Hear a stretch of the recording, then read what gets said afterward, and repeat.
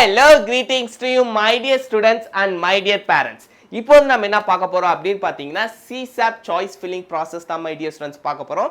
என்கிட்ட நிறைய பேரண்ட்ஸ் கேட்டிருந்தீங்க, சார் இந்த ப்ராசஸ் எப்படி சார் இருக்கும், இந்த என்விரான்மெண்ட் எப்படி சார் இருக்கும், ஜோசா மாதிரியே இருக்குமா சார், இது வேற மாதிரி இருக்குமா, ஸோ நாளைக்கு வந்து ஓப்பன் ஆகுது அதுக்குள்ள ஒரு வீடியோ அப்லோட் பண்ணுங்கன்னு கேட்டிருந்தீங்க. ஸோ உங்களுக்காக தான் மை டியர் ஸ்டூடெண்ட்ஸ் இந்த வீடியோ மட்டும் ஸ்கிப் பண்ணாமல் லாஸ்ட் வரைக்கும் பாருங்க. ரொம்ப நேரம் எடுத்துக்க மாட்டேன், max to max 10 to 15 minutes தான் மை டியர் ஸ்டூடெண்ட்ஸ் இருக்கும். ஓகே, இப்போ வாங்க மை டியர் ஸ்டூடெண்ட்ஸ் வீடியோக்குள்ளே போயிடலாம். ஸோ ஃபர்ஸ்ட் திங், நாளைக்கு நீங்கள் ஓப்பன் பண்ணுறப்ப CSAP வெப்சைட் இந்த மாதிரி தான் மை டியர் ஸ்டூடெண்ட்ஸ் இருக்கும். உங்களுக்கு வந்து click here for registration and choice filling for CSAP special round counselling. அதுவே இன்னைக்கு பார்த்தீங்கன்னா இருக்காது, பட் நாளைக்கு அவங்க கண்டிப்பாக அப்டேட் பண்ணுவாங்க. Okay my dear students, so இப்போ பார்த்தீங்கன்னா நம்மளோட தாசான் ஸ்பெஷல் CSAP ஸ்பெஷல் தான் மை டியர் ஸ்டூடெண்ட்ஸ். நீங்கள் ஹோம் வந்தீங்கனாலுமே இப்போ அந்த ரிஜிஸ்ட்ரேஷனுக்கான லிங்க் எதுவுமே இங்கே இல்லை, பட் கூடிய சீக்கிரம் வந்துடும் மை டியர் ஸ்டூடெண்ட்ஸ். மேபி இங்கே கூட இங்கே வந்து டிஸ்பிளே பண்ணலாம். ஸோ வெயிட் பண்ணி பார்ப்போம். நமக்கான தாசா அண்ட் CSAP ஸ்பெஷல் தான். இங்கேயுமே பார்த்தீங்கன்னா கிளிக் ஹியர் ஃபார் ரிஜிஸ்ட்ரேஷன் இன்னும் ஓப்பன் ஆகலை, பட் நாளைக்கு ஓப்பன் ஆகிடும் மை டியர் ஸ்டூடெண்ட்ஸ். ஓகே, ஆனால் ஓப்பன் ஆகிறப்ப இந்த மாதிரி ஒரு என்விரான்மெண்ட் தான் வரும். Click here for registration and choice filling for CSAP special round counselling. Okay my dear students, so first step உங்களுக்கு புரிஞ்சிருக்கும் நம்புறேன். நாளைக்கு வந்து ஃபஸ்ட்டு லிங்க் ஓப்பன் ஆகும், இப்போ வரைக்கும் ஓப்பன் ஆகலை. அந்த ஸ்க்ரீன்ஷாட் தான் மை டியர் ஸ்டூடெண்ட்ஸ் இது.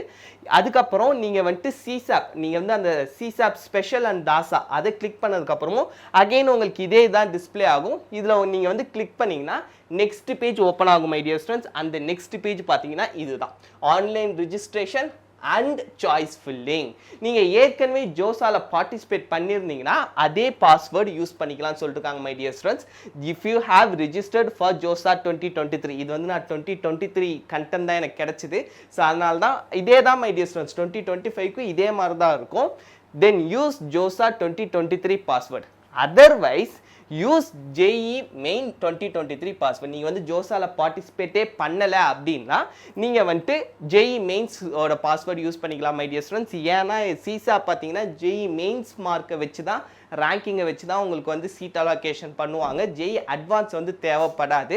அதனால் நீங்கள் என்ன பண்ணுங்கள், JEE மெயின்ஸ் அப்ளிகேஷன் நம்பர், அப்படிலாம் நீங்கள் ஜோசாக்கு என்ன அப்ளிகேஷன் நம்பர் யூஸ் பண்ணீங்களோ அதையே வந்து நீங்கள் யூஸ் பண்ணிக்கலாம். அதே பாஸ்வேர்டு நீங்கள் யூஸ் பண்ணிக்கலாம் மை டியர் ஸ்டூடெண்ட்ஸ். மேபி நீங்கள் மறந்துட்டீங்கன்னா ஃபர்கட் பாஸ்வேர்டு கொடுத்து நீங்கள் வந்து அப்டேட் பண்ணிக்கலாம். Next my dear students, so இதெல்லாம் வந்துட்டு நீங்கள் பார்த்தீங்கன்னா இதெல்லாம் கொடுத்ததுக்கப்புறம் ஐ அக்ரி அப்படின்னு வரும். ஸோ ஐ அக்ரி இதெல்லாம் கொடுத்துட்டு நெக்ஸ்ட் ப்ராசஸ் வர்றப்ப உங்களோட பர்சனல் டீட்டெயில்ஸ் எல்லாமே டிஸ்பிளே ஆகும் மை டியர் ஸ்டூடெண்ட்ஸ். ஸோ இதெல்லாம் வந்து நான் மறைச்சிட்டேன், இதெல்லாம் காமிச்சா யூடியூபே ஒவ்வொரு நேரம் காப்பிரைட்ஸ் கொடுத்துருவாங்க my dear students, personal information இன்னொருத்தவங்களது வெளியே விட்டதுனால. ஸோ அதனால தான் இதெல்லாம் எரேஸ் பண்ணிட்டு இதே மாதிரி தான் உங்களது வந்து திரும்ப வரும். எல்லாத்தையுமே வந்து கரெக்டாக இருக்கான்ட்டு ஒரு கிளான்ஸ் வெரிஃபை பண்ணிக்கோங்க மை டியர் ஸ்டூடெண்ட்ஸ். அதுக்கப்புறம் பார்த்தீங்கன்னா உங்களுக்கு கேண்டிடேட் ப்ரொஃபைல் எல்லாமே கொடுத்ததுக்கப்புறம் அட்லாஸ்ட் ஜோசா பண்ணவங்களுக்கு தெரிஞ்சிருக்கும். இதே ப்ராசஸ் தான் ஜோசாலுமே இருக்கும் மை டியர் ஸ்டூடெண்ட்ஸ். ஆனால் ஜோசால பார்த்தீங்கன்னா ஃபஸ்ட்டே பேமெண்ட் இருக்காது. இதில் பார்த்தீங்கன்னா பே பார்ட்டிசிபேஷன் ஃபீ, ஃபஸ்ட்டு இதை நீங்கள் பே பண்ணால் மட்டும்தான் நெக்ஸ்ட் ரவுண்ட், அதாச்சும் நெக்ஸ்ட் ஆப்ஷன்ஸு, அடுத்த option choices available my dear students. First நீங்கள் பேமெண்ட் பண்ணியே ஆகணும். ஓகேங்களா, உங்களுக்கு வந்து இப்போ பார்த்தீங்கன்னா இங்கே வந்து டோட்டல் அவைலபிள் சாய்ஸஸ் இதெல்லாம் வந்துட்டு ஜோசால இருந்த அதே மெத்தட் தான் இங்கே. ஆனால் பேமெண்ட்டை மட்டும் ஃபஸ்ட்டு வச்சுட்டாங்க மை டியர் ஸ்டூடெண்ட்ஸ். அதுக்கப்புறம் சாய்ஸஸ் அவைலபிள். ஓகே, அதுக்கப்புறம் இங்கே பார்த்தீங்கன்னா ஸ்பெஷல் ரவுண்ட் என்ரோல்மெண்ட் ஃபீ பேமெண்ட், இதெல்லாம் நான் வந்து முன்னாடியே எக்ஸ்பிளைன் பண்ணியிருந்தேன். அந்த வீடியோ பார்க்கலன்னா போய் பாருங்கள், அது வந்து ஒரு லென்த்தான வீடியோ மை டியர் ஸ்டூடெண்ட்ஸ். அதாச்சும் ஃப்ரீக்வெண்ட்லி ஆஸ்க்டு கொஷன் CSAP ஸ்பெஷல்லேருந்தே நான் வந்துட்டு அந்த வெப்சைட்லேருந்தே எடுத்து உங்களுக்கு சொல்லியிருப்பேன். அதில் மேக்ஸிமம் டவுட்ஸை வந்து நான் கிளாரிஃபை பண்ணிருப்பேன். அந்த வீடியோ ஃபுல்லாக பாருங்கள், பட் 41 minutes, பட் ஃபுல்லாக பாருங்கள் my dear students. You are required to pay an amount of rupees 4,000. ஆக்சுவலாக இந்த கேண்டிடேட் வந்து ஒரு SC கேண்டிடேட்டாக இருந்திருக்கலாம். SC கேண்டிடேட்டுக்கு நீங்கள் CSAPல ஃப்ரெஷ்ஷாக பேமெண்ட் பண்ணணும்னா 19,000 மை டியர் ஸ்டூடெண்ட்ஸ். இவங்க ஏற்கனவே ஜோசால பார்ட்டிசிபேட் பண்ணதுனால 15,000 அங்கே வந்து சீட் அக்செப்டன்ஸ் ஃபீஸ் பே பண்ணிட்டாங்க. அப்போ ரிமைனிங் 4,000 மட்டும் பே பண்ணால் போதும். ஸோ அதுதான் மை டியர் ஸ்டூடெண்ட்ஸ் இங்கே கொடுத்துருக்காங்க. Note the special round enrolment fee SREF includes institute admission fee 1 my dear students and a non-refundable special round processing fees SRPF of rupees 4,000. You are any one of the 9 types of அதாவது CSAP கவுன்சிலிங்னு ஒரு 9 types of eligible candidates இருக்காங்க. இதுக்கு முன்னாடி நான் upload பண்ண எல்லா வீடியோஸுமே நான் சொல்லிருப்பேன். Please refer to section 3 and section 5.2. So இவங்க தான் மை டியர் ஸ்டூடெண்ட்ஸ் அந்த எலிஜிபிள் கேண்டிடேட்ஸ். நீங்கள் வந்து பேஜ் நம்பர் 6 இப்போயுமே CSAP பிஸ்னஸ் ரூலுக்கு போனீங்கன்னா 9 கேண்டிடேட்ஸ் இருப்பாங்க, 9 டைப்ஸ் ஆஃப் கேண்டிடேட்ஸ் இருப்பாங்க. இதில் நீங்கள் எந்த கேண்டிடேட்ஸில் வரீங்களோ அதுக்கு தகுந்த மாதிரி உங்களோட ஃபீஸ் ஸ்ட்ரக்சர் மாறும் மை டியர் ஸ்டூடெண்ட்ஸ். இது எல்லாமே அவங்களே அப்டேட் பண்ணி வச்சுருப்பாங்க. நீங்கள் எதுவும் இந்த மாதிரி நான் இந்த டைப்பில் வரேன் அந்த டைப்பில் வரேன்லாம் நீங்கள் சொல்லலாம் வேண்டாம், அவங்களுக்கே தெரியும் மை டியர் ஸ்டூடெண்ட்ஸ். எல்லாரோடைய டேட்டாவுமே ஆல்ரெடி அவங்கள்ட்ட இருக்கும், அதனால் நீங்கள் வந்து பயப்படலாம் வேண்டாம். ஸோ இங்கே பார்த்தீங்கன்னா இவங்க ஜஸ்ட் பே அட்மிஷன் ஃபீஸ் மட்டும் தான் கொடுத்துருக்காங்க, ஆட்டோமேட்டிக்காக 4,000 காமிச்சிருக்கு. அப்போனா ஜோஸால பார்ட்டிசிபேட் பண்ணிருக்காங்கன்னு அர்த்தம். இப்போ நீங்கள் ஜோஸால பார்ட்டிசிபேட் பண்ண அப்படி இல்லைனாலும் ஜோஸால உங்களுக்கு எந்த ஒரு சீட்டும் கிடைக்கல, நீங்கள் பேமெண்ட்டே பண்ணலை அப்படின்னாலுமே நீங்கள் அகைன் 19,000 தான் மை டியர் ஸ்டூடெண்ட்ஸ் பே பண்ணுவீங்க. ஓகேங்களா? உங்களுக்கு புரிஞ்சிருக்கும் அப்படின்னு நான் முழுசாக நம்புறேன். அதுக்கப்புறம் பார்த்தீங்கன்னா bank account details for fee refund. In the event of any refund to you, the admissible amount will be refunded to the account detail as filled in the below. Thus take due care while filling the bank account particulars. So இதெல்லாம் வந்துட்டு நீங்கள் ஜோஸாலே பண்ணது தான்.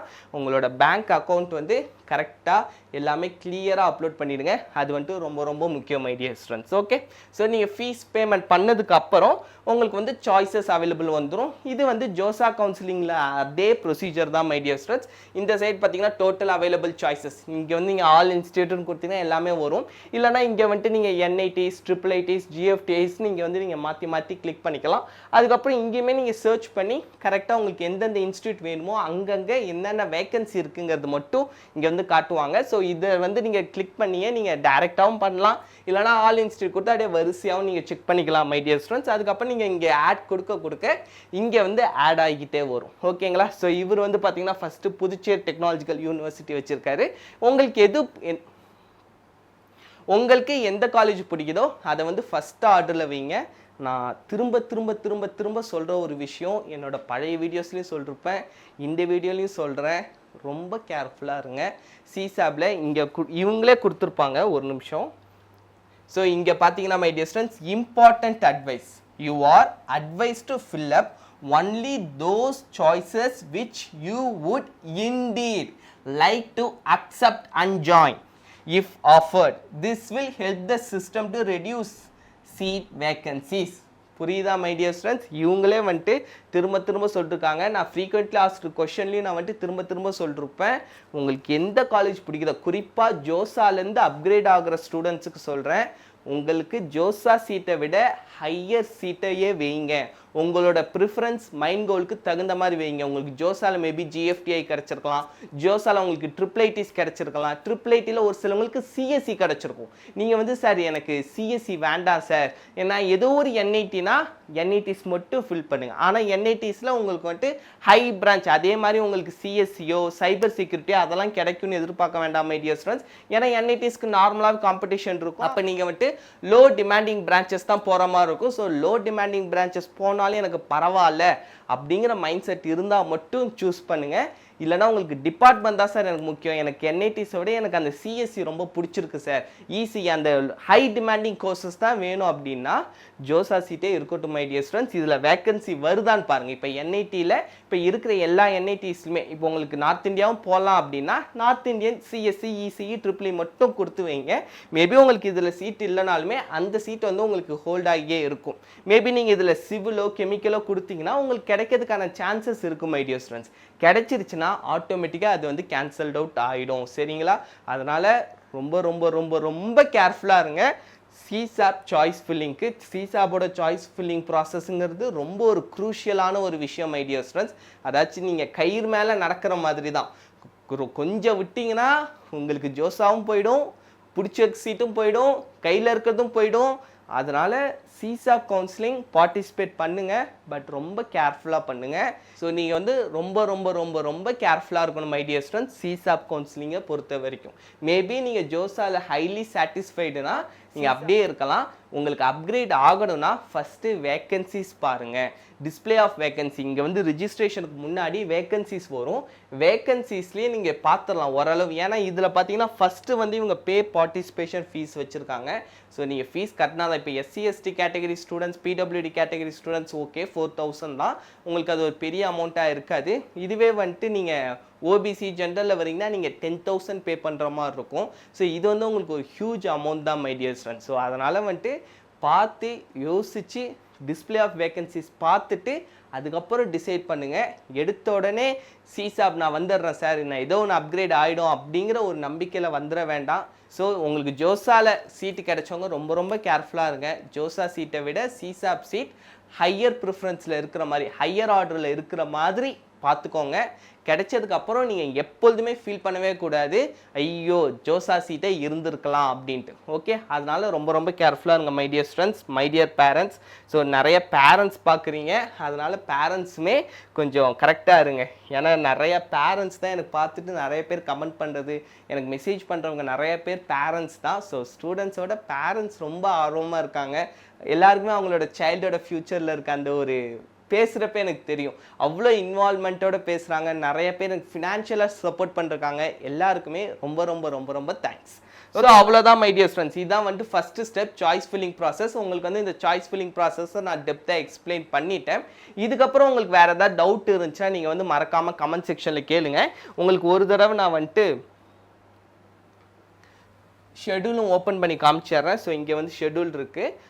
So இதான் my dear students schedule. So இந்த ஷெடியூலில் பார்த்தீங்கன்னா நமக்கு வந்து வெட்னஸ்டே நாளைக்கு my dear students 30th July 10 மணிக்கு வந்துட்டு ஓப்பன் ஆகுது.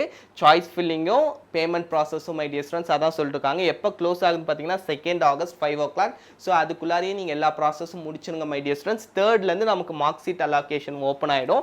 அதுக்கப்புறம் வந்து ரவுண்ட் எப்போ ஸ்டார்ட் ஆகுது அப்படின்னு பார்த்தீங்கன்னா ரவுண்டு வந்து 9th ஆகஸ்ட் தான் மை டியர் ஸ்டூடெண்ட்ஸ் ஸ்டார்ட் ஆகுது. அதுக்குள்ளார இப்போ வந்து தாசா கவுன்சிலிங் இன்க்ளூட் பண்ணதுனால அப்படியே கொஞ்சம் டிலே பண்ணுறாங்க.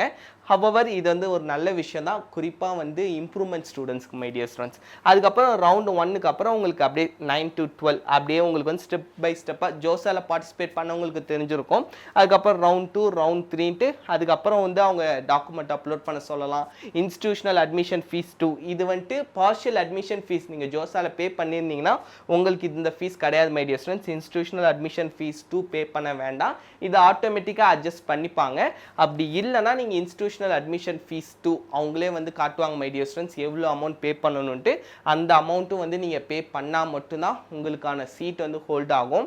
அதே மாதிரி நான் ரவுண்டு 5 அதில் வந்து ஜோசாவில் வந்து நான் உங்கள்கிட்ட சொல்லிகிட்டே இருந்தேன்.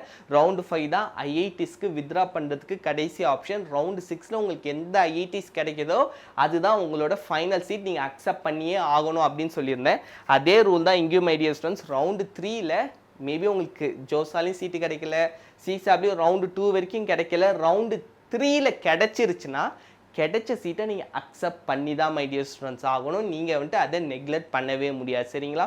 ஸோ இந்தந்த விஷயத்தெல்லாம் ரொம்ப கேர்ஃபுல்லாக இருங்க, ரொம்ப பார்த்து யோசித்து பண்ணுங்க மை டியர் ஸ்டூடெண்ட்ஸ். நிறைய பேர் ப்ரைவேட் காலேஜஸும் ட்ரை பண்ணுறீங்க, டிஎன்ஏவும் ட்ரை பண்ணுறீங்க. ஸோ பார்த்து எல்லா ஷெடியூலையும் பார்த்து கேர்ஃபுல்லாக இருங்க. ஸோ சிசாப் கவுன்சிலிங் பார்த்தீங்கன்னா கொஞ்சம் ஒரு டேஞ்சரஸ் பாத் மாதிரி தான்.